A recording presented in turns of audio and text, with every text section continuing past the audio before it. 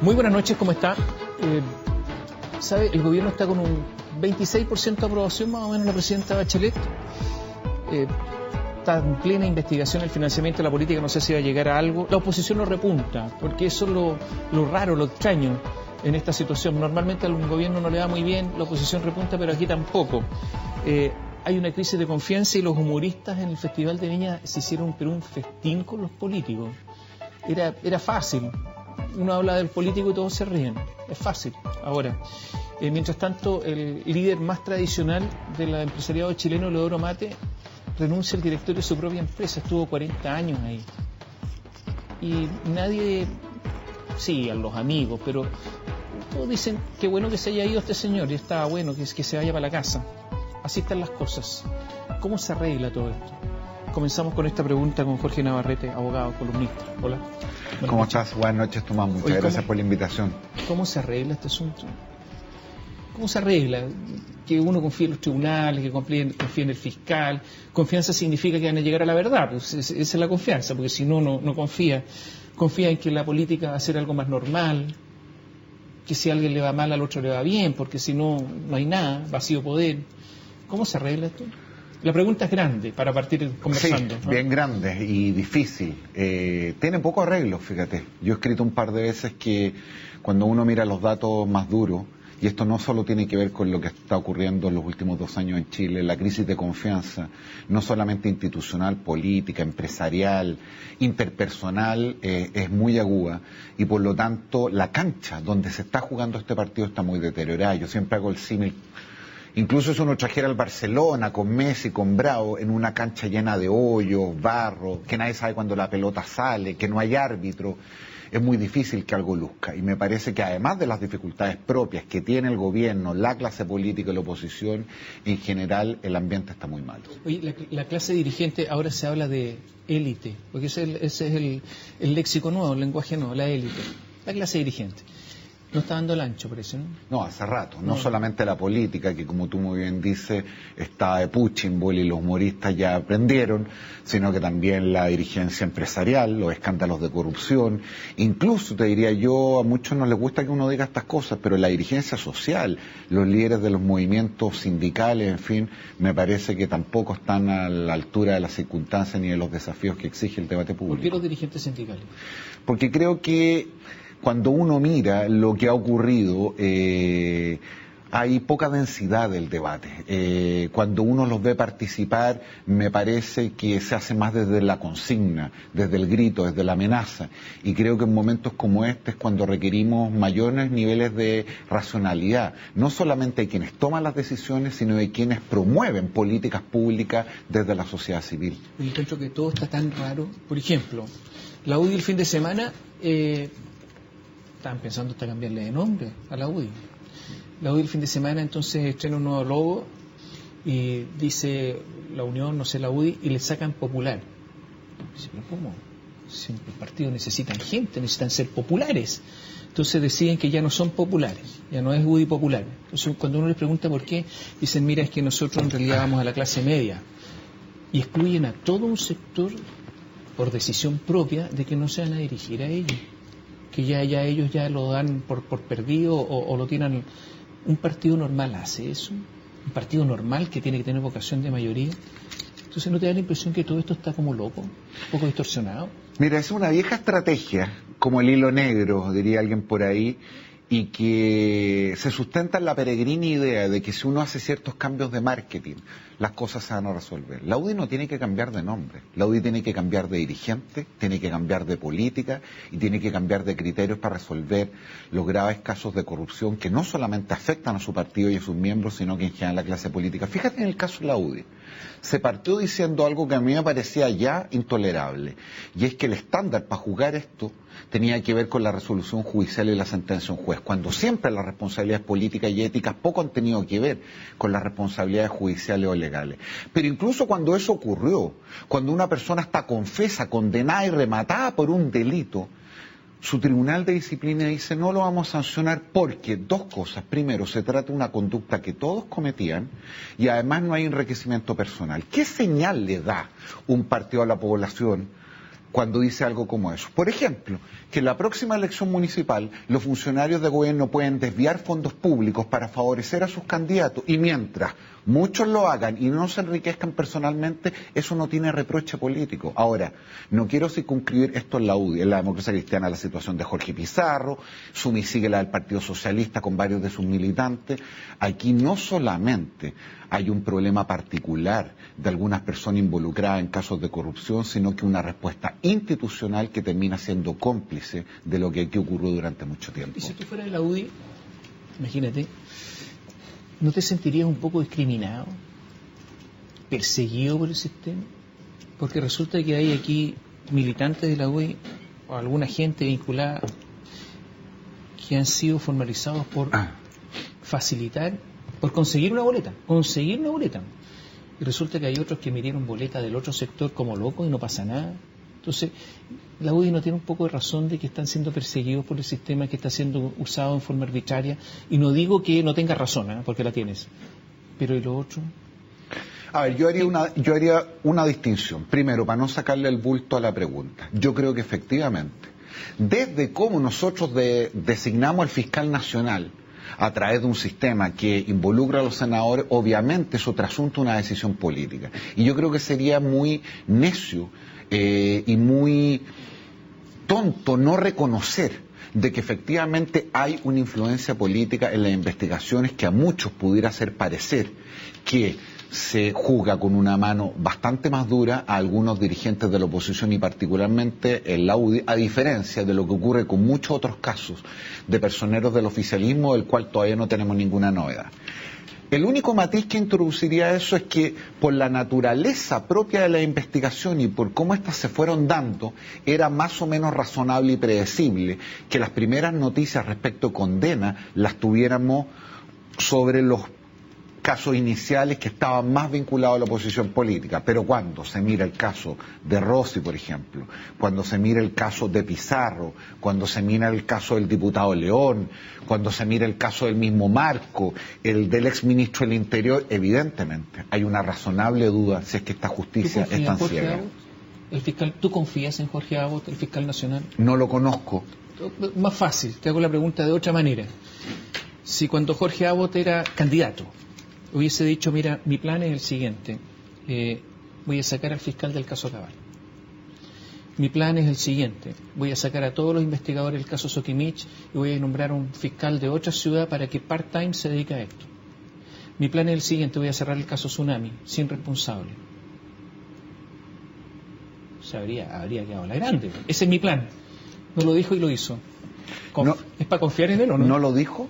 No. Eso no lo dijo. A los políticos a lo mejor. Públicamente. No, públicamente. A lo mejor se lo dijo a Girardi en la reunión privada, a lo mejor se reunió también con el presidente de la ADC, entiendo. Bueno, fue una ronda de reuniones. Aquí hay un punto relevante y que vuelve a lo que conversábamos recién, Tomás. Una decisión política trasunta un tipo de lealtad y de lógica que yo creo que es completamente absurdo que nosotros sigamos negando. No digo que el fiscal Abbott esté intentando arreglar la investigación. De hecho, la disputa que actualmente tiene la Fiscalía con impuestos internos, que ya hablaremos de impuestos internos, a lo menos muestra cierta vocación todavía a investigar, pero yo creo que es más o menos razonable pensar, y eso lo pudimos haber anticipado, que cuando el gobierno toma la decisión de proponer a Abbott y tiene este amplio respaldo por la clase política, ¿qué es lo que había detrás?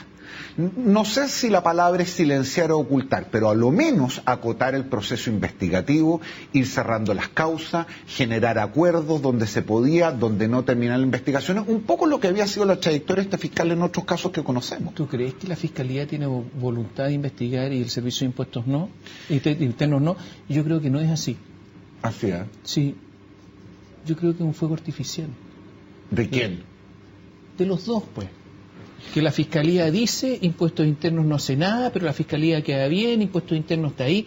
Pero porque finalmente, tú sabes que la tesis de algunos es que pueden formalizar sin denuncia ni querella. Efectivamente. Pero la Fiscalía no lo hace, si tuviera la voluntad lo haría. Ahora, y después vería qué pasa en los tribunales más arriba. Pero no lo hace. Tuvo un revés ya. Recordemos, a propósito, una de estas investigaciones cuando se pidió la formalización sin querella por parte de impuestos internos, cuando su origen tenía que ser un delito tributario. Lo que yo creo que es absolutamente imprudente, y esto vale para la Fiscalía, para el Servicio de Impuestos Internos y para otras organizaciones, que cuando estamos en este mar de desconfianza en las instituciones, cuando incluso en momentos difíciles los tribunales y los medios de comunicación, en este caso los periodistas, son la última esperanza de que efectivamente hay un momento donde las cosas se puedan corregir, cuando tenemos dudas respecto de la real voluntad de esas instituciones por decisiones que son abiertamente arbitrarias cuando no sospechosas, creo que es el último favor que se le puede hacer a la República. Y por lo tanto, alguien lo decía la otra vez, la justicia es lo que queda entre la voluntad y la confianza. Si la justicia en este caso no da una señal clara de que se va a sancionar a los culpables, cualquiera sea su orientación política, cultural o ideológica, nosotros probablemente estamos dando el último paso para la rabia ciudadana, para tomarse la justicia por su mano, y eso no es precisamente ir a golpear a los políticos, pero probablemente repetir un proceso como el de Argentina, que se vayan todos y que se va a ver en las bajas tasas de participación electoral en la próxima elección municipal y para qué decir en la parlamentaria presidencial. Oye, nos vamos a ir a la pausa, pero te dejo dos preguntas. ¿Te decepcionó Longueira? ¿Sí? ¿No? Sí. ¿Te decepcionó Marco? ¿Enrique Ominami? También. ¿Te ha decepcionado la Fiscalía, que no ha citado a declarar a presidentes y expresidentes que se beneficiaron con platas negras? También. Ni siquiera, porque me imagino que los beneficiados hay que citarlos a declarar. Pero si... Y daré una explicación en cada uno de los casos que tú me preguntas a la vuelta del... ¿Te ha decepcionado la DC? Bueno, hace mucho tiempo. Una de las razones por las cuales dejé ese partido después de 25 años de militancia. ¿Debe salir Burgos del gabinete? Oye, después de la pausa le vamos a pedir explicaciones de todas estas cosas. Volvemos en un instante.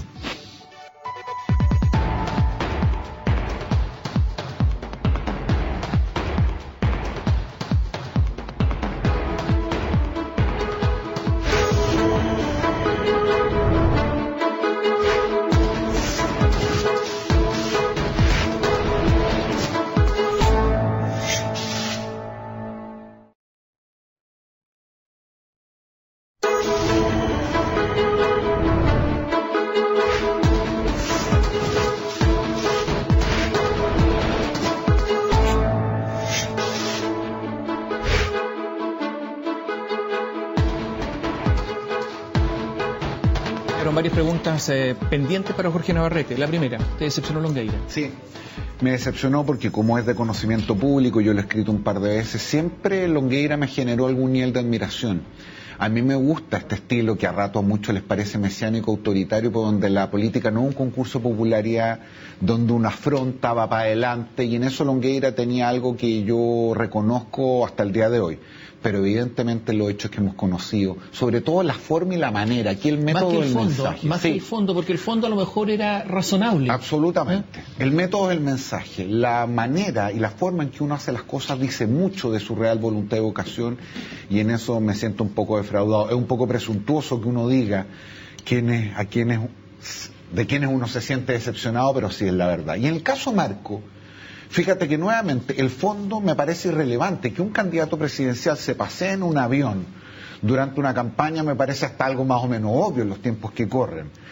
Pero el hecho de no enfrentar la verdad, particularmente en el caso Marco, cuyo activo principal era el desplante, ser directo, y para qué decir, este periplo fuera de Chile, para retrasar básicamente el acto de someterse a la interrogación por parte del fiscal, creo que nuevamente atenta contra sus formas, contra sus maneras, y esa es la razón por la cual también me decepcioné de él, más que el tema del avión, que me parece a esta altura secundario.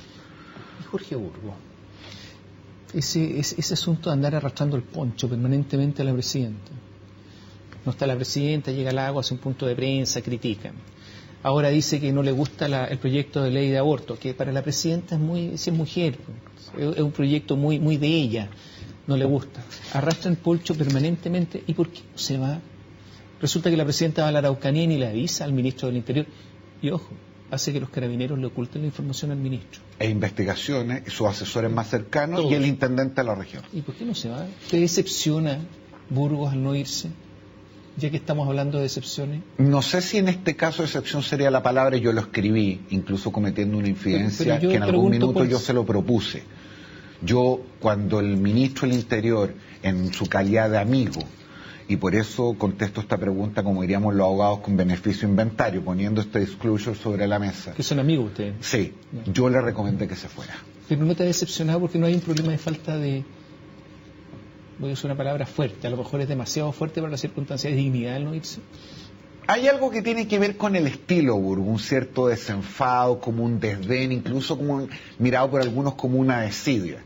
Y la crítica que hoy día se le hace a mí me parece absolutamente legítima y atendible, es decir, es difícil, por no decir imposible, desdoblarse de su rol de ministro interior a sus opiniones personales. Ahora déjame decirte una sola cosa, que creo que cierta beligerancia que se tiene criticando a Burgos no se tiene respecto a otras figuras que han hecho esto de peor manera. ¿Quién? Es decir, ¿Quién? La presidenta Bachelet, en 3 oportunidades, una en el mandato anterior y 2 en este mandato, ha hablado de sus pálpitos e intuiciones, que eran distintos a decisiones de política pública que han traído consecuencias enormes, como fue primero el Transantiago, segundo no haber empezado con el proyecto de educación pública y tercero respecto al episodio más gravitante en los casos de corrupción política como fue el caso Cabal, y nadie la critica con el nivel de beligerancia que se critica a su ministro Interior por poner opiniones personales o intuiciones. A la han criticado, pero no creas que nadie. ¿Sí? Es decir, por lo menos los aliados de la nueva mayoría, que ayer y anteayer le han dado duro a Burgos, y con razón, quiero decir, en esto se tiene un poquito doble estándar también. ¿Tú le sigues recomendando a tu amigo Burgos que se vaya o no? No, yo hago una recomendación como amigo una vez y después, como los buenos amigos, uno acompaña. Perdón, y si se siguen acumulando los hechos, no le dices de nuevo, porque hay más antecedentes, más fundamentos, hay más agua en la piscina, está pesado el asunto, más agua en la mochila, más carga en la mochila, entonces... No, ya no. Ya no. ¿Y que cuando hablan ustedes el tema no lo tratan? Porque es un tema tabú, ya eso ya no... Como con todos los amigos que uno tiene en el gobierno, yo creo que hay un cierto espacio, obviamente, de críticas, de intercambio de opiniones, pero yo me imagino que también para ellos debe ser complejo, que los espacios de mayor relajo, por así decirlo, en un ambiente distinto, se concentren básicamente en las críticas que todas las personas de afuera tienen respecto a lo que están haciendo. Burgos ahí? Algunos dicen, no, es que se siente el salvador de la situación, porque si se va él, quizás que llega, entonces mejor que esté yo. ¿Está buena esa explicación o no? No, yo creo en algo, ¿cuál es la razón? Yo creo en algo bastante más sencillo y que conecta bien con lo que me aparece en la personalidad del ministro de Interior. Él llegó a ese cargo junto con Valdés en un punto de inflexión, donde se esperaba que se diera una señal que a mi juicio es todavía una promesa, o más bien incumplida. Y en el caso de Burgos, yo tengo la impresión de que su no salida en el episodio que tú bien relatas del viaje de la presidenta de la Araucanía tuvo, entre otras cosas, que ver con evitar un daño mayor en una relación siempre compleja, difícil, como ha sido en los últimos meses la de su partido, la Democracia Cristiana, con la nueva mayoría y con esta administración. Promesa incumplida de Valdés, ¿a eso te refieres? Sí. Ya, entonces es un fracaso Valdés, porque si la promesa es incumplida, hay un fracaso. Sí, lo que pasa es que depende de donde ponemos el estándar. Los abogados tenemos otro dicho, que es que nadie está obligado a lo imposible. Si lo que se esperaba de Valdés era recuperar el dinamismo, la economía, la confianza y que este país volviera a los niveles de crecimiento potencial que tenía hace 4 años atrás, sí, es un fracaso. Ahora, a él le he pedido eso, al ministro de Hacienda también era un despropósito. Ha hecho esfuerzos significativos, pero a mi juicio no a la altura de lo que uno esperado, habida cuenta la gravedad del momento por el cual atraviesa la economía chilena. ¿Tiene la impresión que los economistas son los únicos que se equivocan a cada rato? Vamos a crecer tanto, pero a los meses, a los 2 meses. Vamos a tener tal déficit, es otro. El precio del cobre va a estar... Nada, no la están apuntando a uno. Y ¿sabes lo que pasa? No hay responsables, como que... Bueno, no son los únicos que se equivocan, los meteorólogos también. Bueno, para corregir, los meteorólogos a veces sí le apuntan, los economistas prácticamente ninguna, con 2 diferencias. que no, los meteorólogos no lo hacen con ese nivel de fatuidad que lo hacen los economistas, pretendiendo que lo que ellos hacen es una ciencia, que si así fuera habría que echarlo a todo. Y segundo, además los meteorólogos no tienen ese nivel de influencia en las políticas públicas como sí tienen los economistas, y por lo tanto, como tú bien dices, nadie se hace responsable, particularmente cuando decisiones se toman de acuerdo a estas recomendaciones o opiniones. Y vamos a un partido que tú conoces, pero al dedillo, la DC. La DC ha perdido 10 puntos los últimos 25 años. Genaro Arriagada, en una columna que escribió en enero, dice que la DC, cuando pierde votos, los votos se van a la derecha. No lo dijo, pero a lo mejor yo saco esta conclusión. Tengo la impresión que los militantes de DC, los que están inscritos en el partido, son más bien de izquierda. O más de centro izquierda, por decirlo de alguna manera, no de izquierda. Y la gente que vota por la DC es más bien de centro derecha. Y que esa es la única explicación que yo alcanzo a ver, que cuando baja la votación de la DC, los votos no se van a la izquierda, sino que se van a la derecha. Entonces aquí hay una disonancia entre la militancia, los inscritos, los que están ahí en la cocina de la DC, y la gente que vota por la DC, y esto es un asunto imposible. O sea, está metido en un callejón sin salida. ¿Cómo lo hacen? Esa interpretación que tú haces es correcta, y yo agregaría, son 3 disonancias. La primera disonancia es, como bien reflejas, que la militancia propiamente tal, activa de la democracia cristiana, es una militancia más de izquierda, por así ponerlo, o de centro izquierda, que está a favor de la educación pública, de terminar con el lucro, está a favor del aborto, está a favor de una intervención estatal más profunda en varias áreas de política pública y menos en funcionamiento del mercado. El electorado es un electorado votante de la democracia cristiana, más conservador, más de centro, más retraído, que probablemente añora una cierta democracia cristiana como la que hubo en los momentos de la transición, que vincula a Elwin, más de los acuerdos, más bisagra. Pero la tercera disonancia es que es la que se produce en la dirigencia. La dirigencia también representa algo distinto. Es decir, cuando Ignacio Walker era presidente, ¿reflejaba o no el etos democristiano? ¿Lo refleja ahora necesariamente Jorge Pizarro? Tampoco. Y eso, entre otras cosas, se debe a una cuarta variable. Es que yo creo que uno comete un error cuando habla de la democracia cristiana. Hay 3 o 4 democracias cristianas distintas. Y entre otras cosas, algunas de esas porciones muy influenciadas en la lógica del poder. Tú hablas de los militantes democristianos, de la gente que vota más bien internamente, digamos, porque los padrones están todos inflados, como tú muy bien sabes, en todos los partidos. ¿Qué porcentaje de esos militantes hoy día a lo largo de todo el país son funcionarios de gobierno? Entonces, cuando alguien dice la democracia cristiana puede generar un cisma al interior de la nueva mayoría, yo siempre veo eso con mucha lejanía, porque cuando llega el momento de dejar la pega, de abandonar la seguridad, e incluso aunque no sea por una cuestión estrictamente privada, el frío que significa estar fuera del poder, eso requiere un nivel de coraje y una voluntad que yo creo que hoy día no solamente no existe, sino que no hay consenso respecto de ella. ¿Qué tiene que hacer la DC en las próximas elecciones con candidato propio, no? La DC tiene que participar. Lo primero que tiene que definir de una vez por todas es si esta coalición, que se llama Nueva Mayoría, es una coalición que la interpreta. ¿Y la interpreta, crees tú? Yo creo que a una parte de la democracia cristiana sí, y a una parte de la democracia cristiana no. ¿Hacerse a dividir? Bueno, de hecho el esfuerzo de este grupo que emitió este documento de progresismo sin progreso o algo por el estilo, bien no recuerdo, me parece que es una expresión de la democracia cristiana que hace un buen rato viene coqueteando con la idea de o llevar un candidato propio o sumarse a uno existente, como fue en algún minuto Andrés Velasco antes que cayera en desgracia después de los hechos que todos conocimos. Pero ¿qué crees tú? Si uno quiere, se usa esta otra palabra ahora últimamente, sincerar. Ese es otro léxico nuevo. Sincerar las cosas, otra palabra nueva.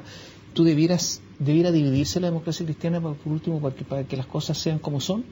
Representen la realidad al final. Si tú me haces la pregunta en el ideal y por lo tanto en qué debería ocurrir, por supuesto que sí. Si la política no es otra cosa que la pretensión de transformar una cierta realidad, mejorando la vida de algunas personas a través del esfuerzo colectivo con quien uno comparte 3 o 4 cosas fundamentales. ¿Quién te gustaría que fuera presidente? ¿De quién? De Chile. Es que ya están las candidaturas empezando a correr. Las municipales son una especie primaria al final. Toman cierta temperatura del país. Empiezan las campañas ahora. ¿A quién te gustaría como próximo presidente? Qué difícil, no tengo ningún candidato hoy día, tengo una cierta descripción, me Pero gustaría un candidato una persona, centroizquierda. imagínate de alguien de los 18 o 17 millones de chilenos, ¿a quién te gustaría? Tengo una cierta desviación por Lagos, lo reconozco, entre otras cosas porque trabajé en su gobierno, aunque esa posibilidad tiene varios peros. Qué difícil, fíjate. ¿Quién crees que va a ser pensado. el próximo presidente? Esa es una pregunta para mí más fácil de contestar. Creo que indudablemente el candidato de la derecha va a ser Sebastián Piñera y el candidato de la nueva mayoría o va a ser alguien que logre representar a toda la coalición política, Isabel Allende, o va a ser una figura como Lagos, pero con un tercer candidato que satisfaga las pretensiones de la izquierda que van a ver en Lagos alguna lejanía. Va a haber muchos candidatos, pero entre esas tres figuras creo yo se da la contienda. ¿Y en ese escenario quién gana? En ese escenario yo creo que gana Lagos. Hoy. Hoy. ¿Gana Lagos? Gracias. Gracias por estar con nosotros. Gracias a ti. Gracias por seguirnos. Buenas noches.